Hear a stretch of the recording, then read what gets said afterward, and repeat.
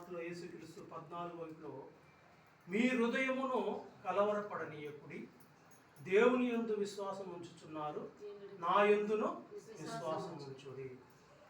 Already వాళ్ళు దేవుని యందు ఎలా విశ్వాసం ఉన్నారంటే వాళ్ళందరూ కూడా దేవుణ్ణి ఎరిగిన వాళ్ళు. అందువల్ల దేవుని యందు వాళ్ళకు విశ్వాసం ఉంది. ఈయన యందు ఏమి విశ్వాసం ఉంచాలి వీళ్ళు? ఈయన క్రీస్తు అని వాళ్ళకి విశ్వాసం ఉంది, కానీ ఈయన మరణించి 3 రోజులు లేస్తాడా అనే శిష్యులకే దృఢ నమ్మకం లేదు, విశ్వాసం లేదు. ఎందుకంటే మరణించిన వ్యక్తి మళ్ళీ పునరుద్ధానం అవడం, మళ్ళీ బ్రతకడం అసాధ్యం మానవులుగా ఉన్నట్లయితే. యేసుక్రీస్తు తన శిష్యులకు ఆదరణగా వారి యొక్క హృదయము కలవరపడకూడదు అన్నాడు. వారి యొక్క హృదయం కలవరపడింది. క్రీస్తు ఇంకా మరణించి వెళ్ళిపోతున్నాడు, మనతో ఉండబోయేది లేదు ఆయన.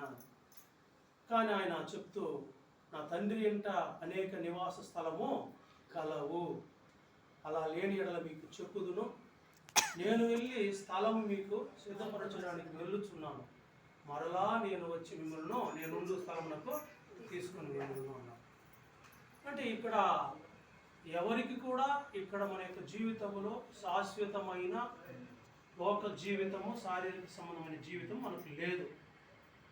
మనము ఎక్కడి నుండి వచ్చామో అక్కడికే వెళ్ళవలెను. అందుకే దావీదు కీర్తనలో 90 కీర్తనలో మనం చూసినట్లయితే, ప్రభువా మీవే మాకు తరతరములు నివాస స్థలము.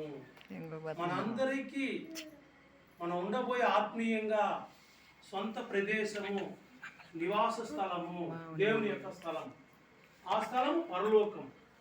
అది మరణించిన తరువాత, క్రీస్తు యొక్క 2వ రాకడ తర్వాత ఆత్మ సంబంధంగా మనము దేవుని దగ్గర, ఆయన రాజ్యములో, పరలోకములో మనం ఆత్మీయంగా జీవించబోయే ఆ జీవితం.